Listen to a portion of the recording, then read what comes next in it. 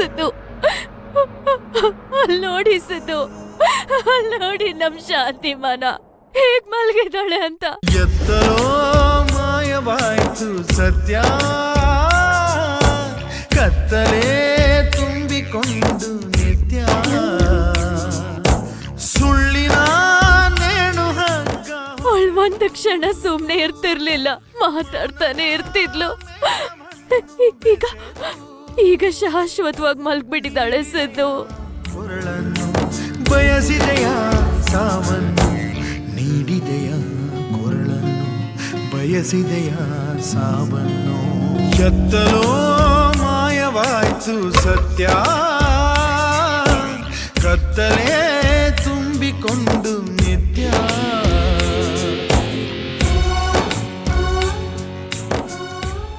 ನನ್ನ ಮಗಳು ಅಂತ ಮನೆಗೆ ಬಂದು ನನ್ನ ಕೈಯಲ್ಲಿ ಮಡ್ಲಕ್ಕಿ ತಗೊಂಡು ಹೋಗ್ತಾ ಇದೆಯಲ್ಲಮ್ಮ.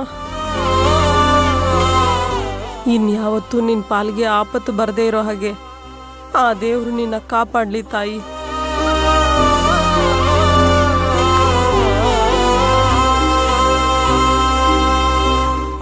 ಸದಾ ಸಂತೋಷವಾಗಿ ತೃಪ್ತಿಯಾಗಿ ಯಾವುದೇ ತೊಂದರೆ ಬರದಂಗೆ 100 ಕಾಲ ಬಾಳು ನನ್ನಮ್ಮ.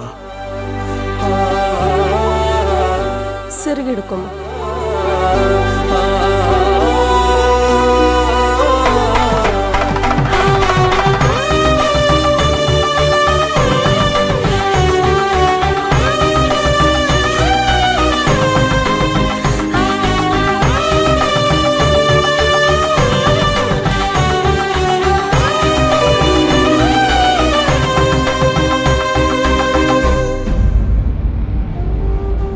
ಎಲ್ಲ ಮುಗಿದೋಯ್ತು ಸಿದ್ದು, ಎಲ್ಲ ಮುಗಿದೋಯ್ತು.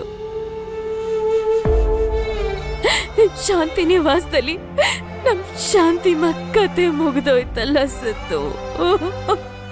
ನಿನ್ ಕೈಯಾರ 3 ಸಲ ಅಕ್ಕಿ ಹಾಕಮ್ಮ.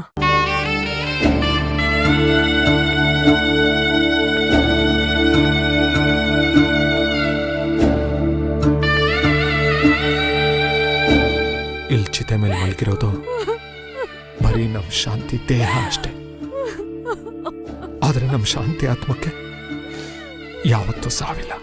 ಇನ್ನೊಂದ್ಸಲ ಹಾಕಮ್ಮ.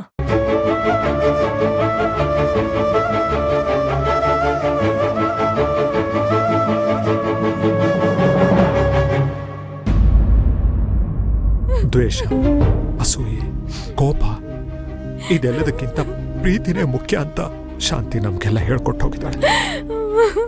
ಪ್ರೀತಿಯಿಂದ ಏನನ್ ಬೇಕಾದ್ರೂ ಗೆಲ್ಬೋದು, ಎಲ್ರನ್ನೂ ಒಂದು ಮಾಡಬಹುದು ಅಂತ ಅರ್ಥ ಮಾಡಿಸ್ ಹೋಗಿದ್ದಾಳೆ ನಮ್ ಶಾಂತಿ.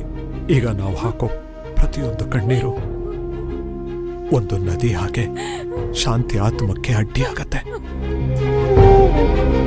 ನಮ್ಮ ಶಾಂತಿ ಆತ್ಮ ಸ್ವರ್ಗದ ಬಾಗಿಲು ಮುಟ್ಟಬೇಕು. ನಾವು ಅಳಬಾರ್ದು, ಸಾಕು. ಅವಳು ನಮಗೆ ಮಾಡಿದ ಸೇವೆ ಸಾಕು. ನಮ್ಮವ್ರಿಗೋಸ್ಕರ ನಮಗೋಸ್ಕರ ಬದುಕಿದ್ ಸಾಕು.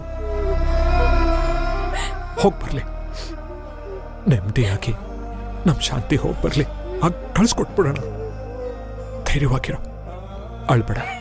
ವರ್ಷಕ್ಕೊಂದ್ಸಲನಾದ್ರೂ ಹೆಣ್ಮಕ್ಳಿಗೆ ಮಡ್ಲಕ್ಕಿ ಹಾಕುವಂತ ಸಂಪ್ರದಾಯ ಇದೆ ಕಣಮ್ಮ. ಅದರಿಂದಾಗಿ ನಿನ್ಗೂ ಒಳ್ಳೇದಾಗತ್ತೆ, ನಮಗೂ ಒಳ್ಳೇದಾಗತ್ತೆ.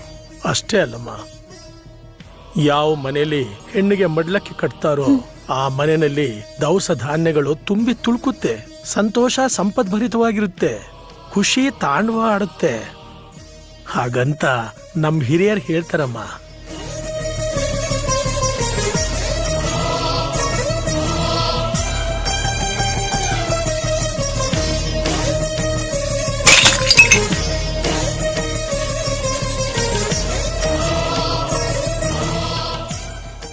ಅಮ್ಮ, ನಾನು ಹೋಗಿ ಬರ್ತೀನಮ್ಮ. ಆ ದೇವರು ನಿನ್ನ ಚೆನ್ನಾಗಿಟ್ಟಿರ್ಲಿ. ಒಳ್ಳೇದಾಗ್ಲಮ್ಮ, ಒಳ್ಳೇದಾಗ್ಲಿ. ಅಪ್ಪ, ನಾನು ಹೋಗಿ ಬರ್ತೀನಿ.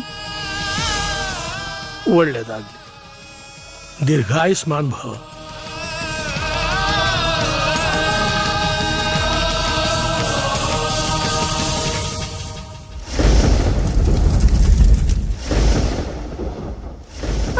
ಅಯ್ಯೋ ಅಯ್ಯೋ, ಏನಾಯ್ತು ಮಗಳೇ?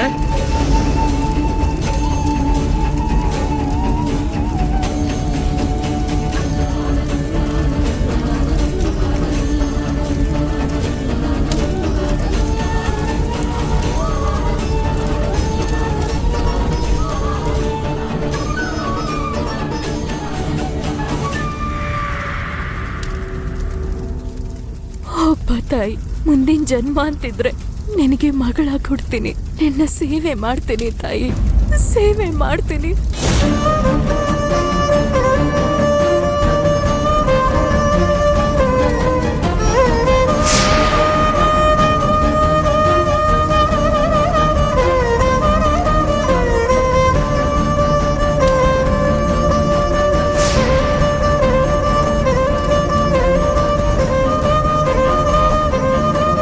ನೀನು ನನ್ನ ಬದುಕಿಗೆ ಬೆಂಕಿ ಇಟ್ಟೆ, ಆದ್ರೆ ನಾನು ನಿನ್ನ ಜೀವನಕ್ಕೆ ಫುಲ್ ಸ್ಟಾಪ್ ಇಟ್ಬಿಟ್ಟೆ.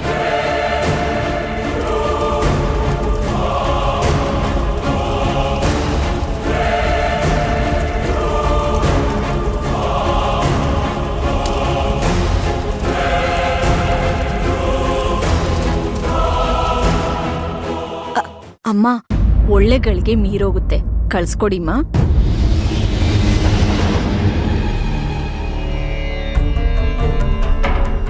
ಇಲ್ಲಮ್ಮ, ನಾನು ನನ್ನ ಮಗಳನ್ನ ಕಳ್ಸಲ್ಲ.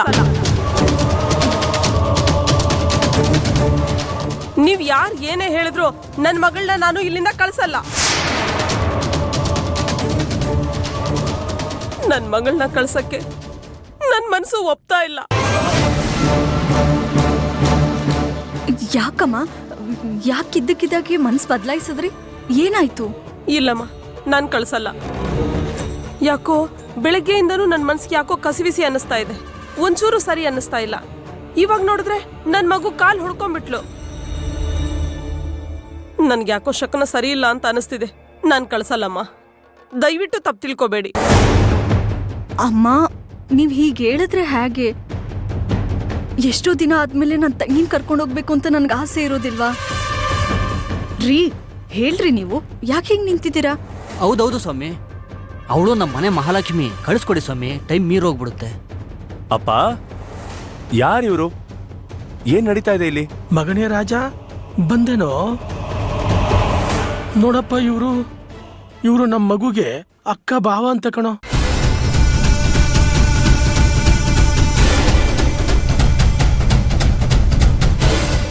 ಈ ಮಗು ಹೆಸರು ಶಾಂತಿ ಅಂತ ಕಣೋ ರಾಜ. ಇವ್ರು ಹೇಳೋ ಪ್ರಕಾರ ಒಂದಿನ ಈ ಮಗು ಅವ್ರ ಸ್ನೇಹಿತರ ಜೊತೆ ಟೂರ್ ಹೋಗಿತ್ತಂತೆ. ಅದಾದ್ಮೇಲೆ ಕಳ್ದೋಗ್ಬಿಟ್ಲಂತೆ. ಅವರು ಊರೆಲ್ಲ ಹುಡ್ಕಾಡಿ ಕೊನೆಗೆ ಇಲ್ಲಿದ್ದಾರೆ ಅಂತ ಬಂದಿದ್ದಾರೆ. ನೀನ್ ಹೇಳ್ದೆ ಅಂತ ಮಗು ಕರ್ಕೊಂಡು ಸ್ಟೇಷನ್ ತನಕ ಹೋಗ್ಬಿಟ್ಟಿದೆ ನಾನು. ಆಮೇಲೆ ನಿಮ್ಮಮ್ಮ ಫೋನ್ ಮಾಡಿದ್ಲು, ಯಾರೋ ಬಂದಿದ್ದಾರೆ ಅಂತ. ಬಂದ್ ನೋಡಿದ್ರೆ ಇವರು ಕಣೋ. ಕಳ್ಸ್ಕೊಡಿ ಅಂತ ಕೇಳ್ತಿದ್ದಾರೆ. ನಾವು ಒಪ್ಕೊಂಡ್ಬಿಟ್ವಿ.